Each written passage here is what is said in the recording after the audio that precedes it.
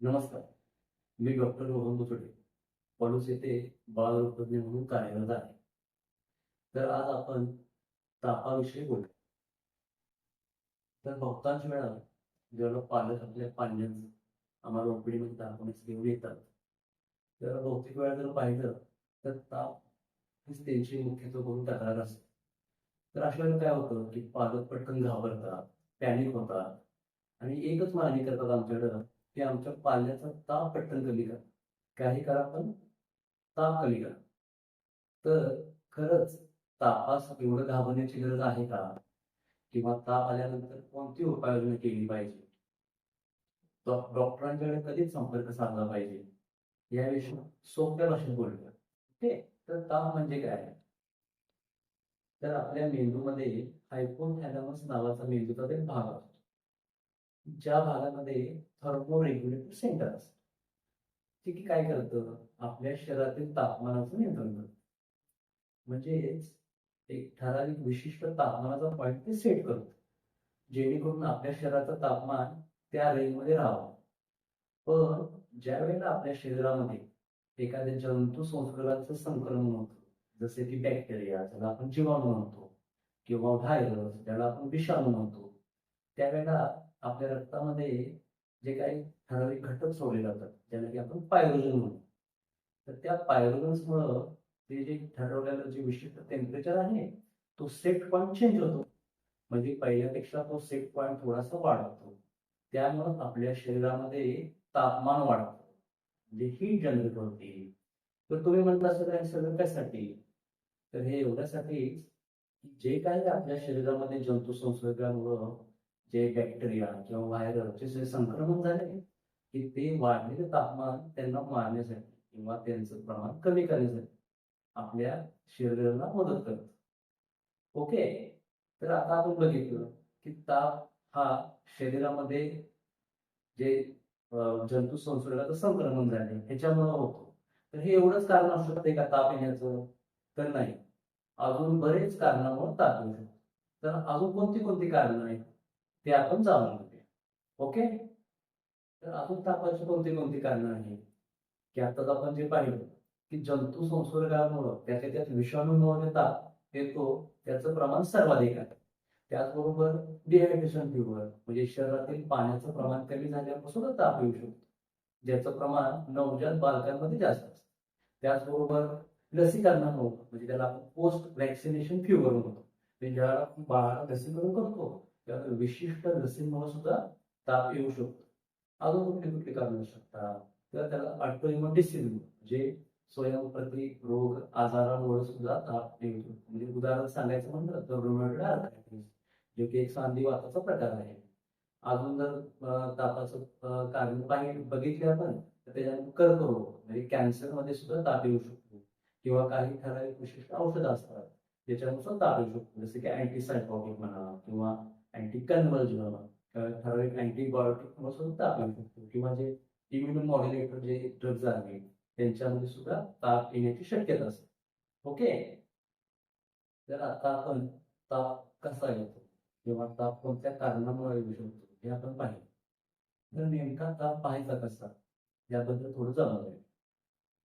तर बऱ्याच वेळेला जर आपण विचारलं की आपल्या मुलाला ताप होता का, तर पालक काय करतात की डोक्याला हात लावतात किंवा मानेला हात लावतात किंवा पोटाला हात लावून म्हणतात की ताप काल रात्री ताप जास्त होतं किंवा काल अंग गरम लागत होतं, भाजत होतं, बरोबर?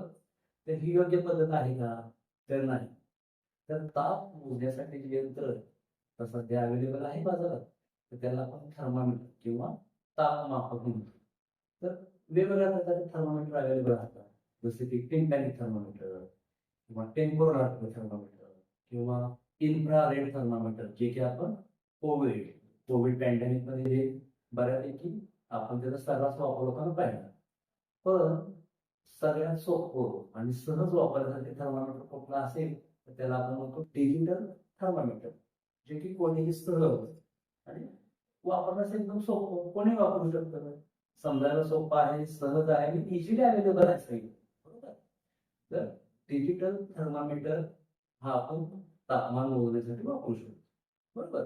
तर शरीराच्या कोणत्या भागामध्ये तापमान पाहिजे तर ज्यावेळेला आपण डिजिटल थर्मामीटरचा वापर करतो त्यावेळेला ओरली म्हणजे की तोंडावाटे ऍक्झिलरी काकी किंवा रेक्टल म्हणजे संडासच्या जागी थर्मामीटर ठेवून तापमान पाहू शकतो.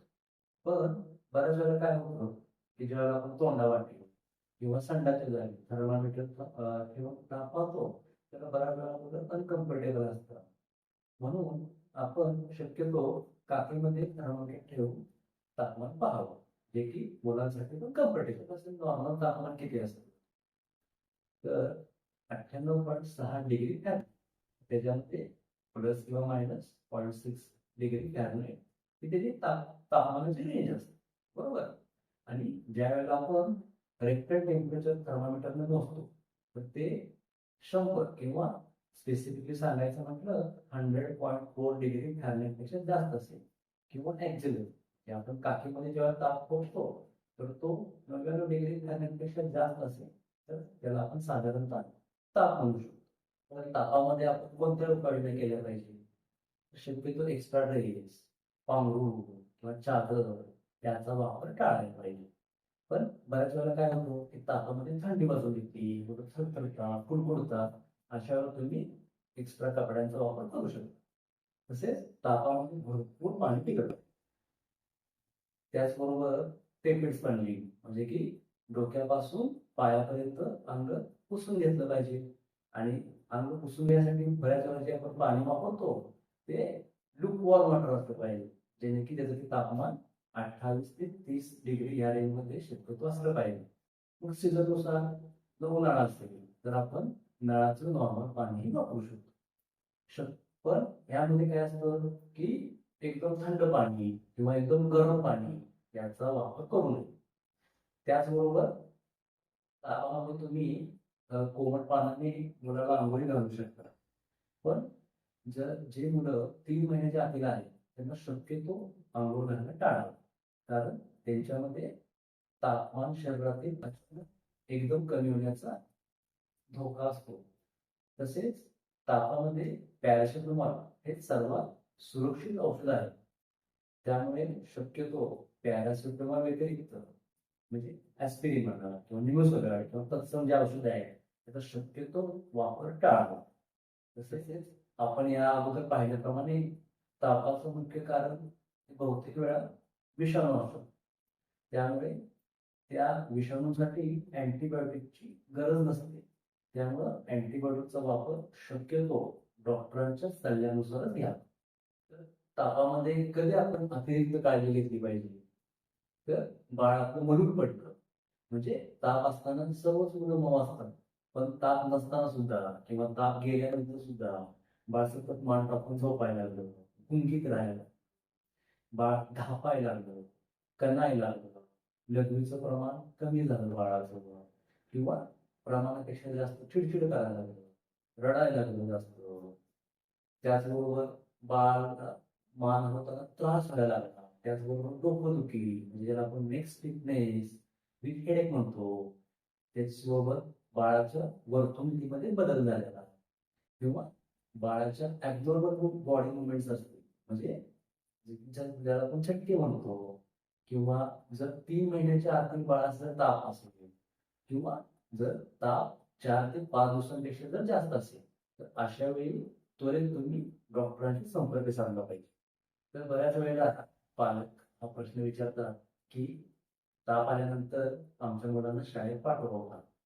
तर त्याचं सोपं उत्तर, जर ताप हा सौम्य असेल आणि मुलं जर ऍक्टिव्ह असतील, कम्फर्टेबल असतील तर तुम्ही तुमच्या मुलाला शाळेत पाठवू शकता. ओके, धन्यवाद.